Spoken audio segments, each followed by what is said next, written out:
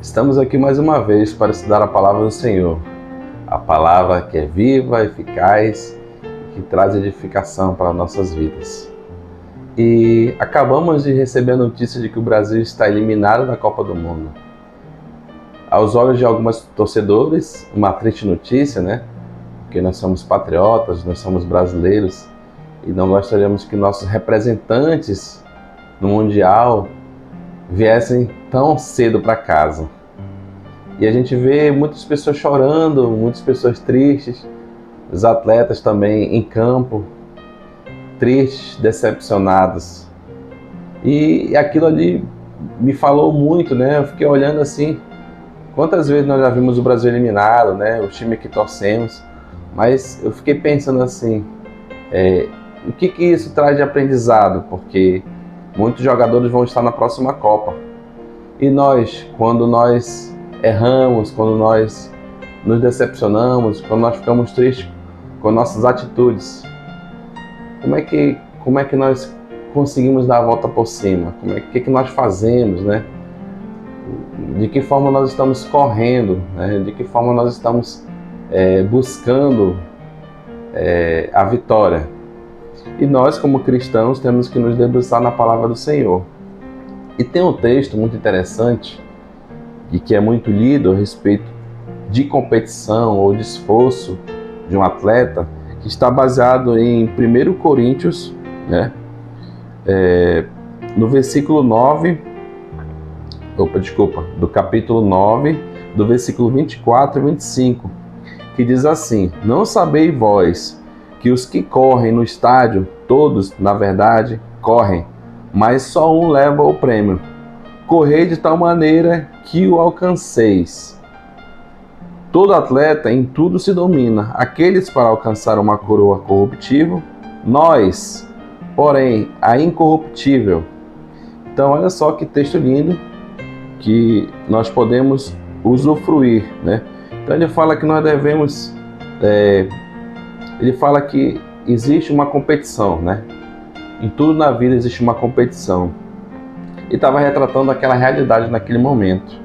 Mas como aqui o nosso objetivo é ser rápido e sucinto, nós sabemos que nós corremos, nós competimos todos os dias, seja no trabalho, seja na faculdade, seja muitas das vezes querendo alcançar metas, nós estamos correndo, acordamos cedo, às vezes dormimos tarde, né? Mas muitas das vezes a gente corre para levar um título ou uma coroa corruptível, né? Uma coroa que se destrói, uma coroa que ela não dura. E nós, como cristãos, temos que correr certo.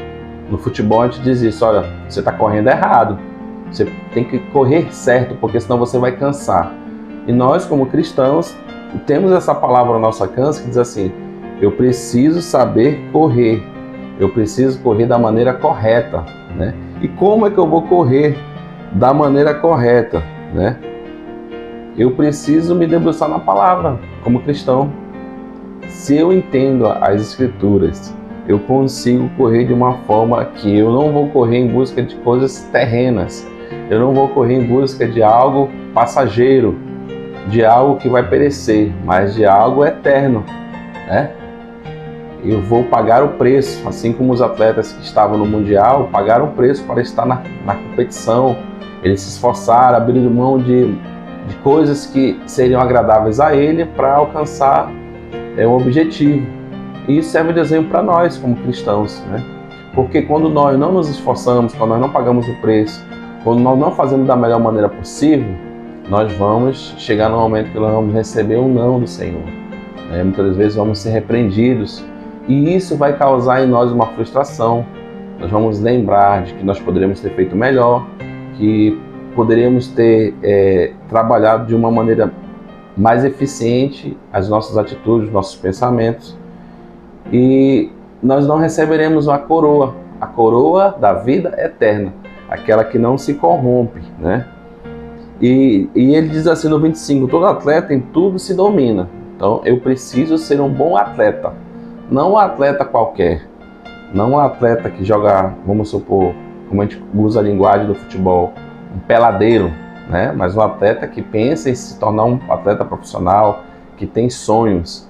Então eu preciso dormir cedo, eu preciso praticar atividade física, preciso me alimentar bem. Então eu preciso entender que se eu quero ter êxito na minha vida, eu preciso me dominar, né? Para que eu possa assim então alcançar a minha meta. Então o que eu aprendo do jogo de hoje, meus irmãos, é que nós precisamos, né? Assim como os atletas choram, né? Poxa, eles querem fazer o melhor, eles queriam ter outra oportunidade, eles ficaram tristes, decepcionados com ele. Então nós devemos pegar isso como ensinamento.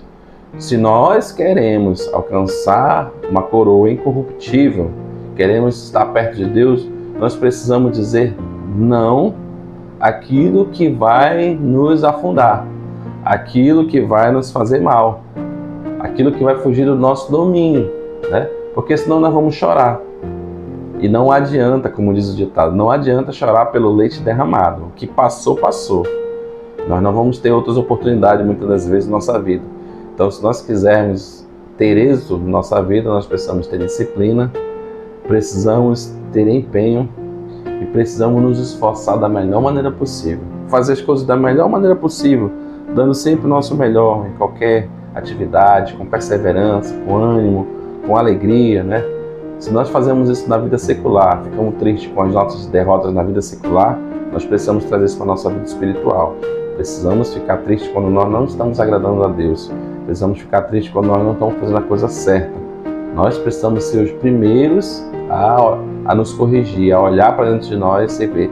É fácil? Não, mas quem é que vai servir de régua? O que serve de parâmetro? O que serve de medida? É a palavra de Deus. A palavra de Deus, ela serve de parâmetro para que nós possamos analisar e ver se estamos no caminho certo ou não. Então, que apesar da derrota do Brasil, nós continuemos firmes e fortes, seguindo o Mestre em busca da coroa incorruptível, porque é essa que vai nos dar a vida eterna. E vamos correr certo, né? Não vamos ficar tristes aí com o Brasil. Vamos tocar a vida para frente e continuar seguindo a Jesus Cristo. Que todos tenham uma boa tarde e possamos nos alegrar com o nosso Deus, que cuida de nós. Amém.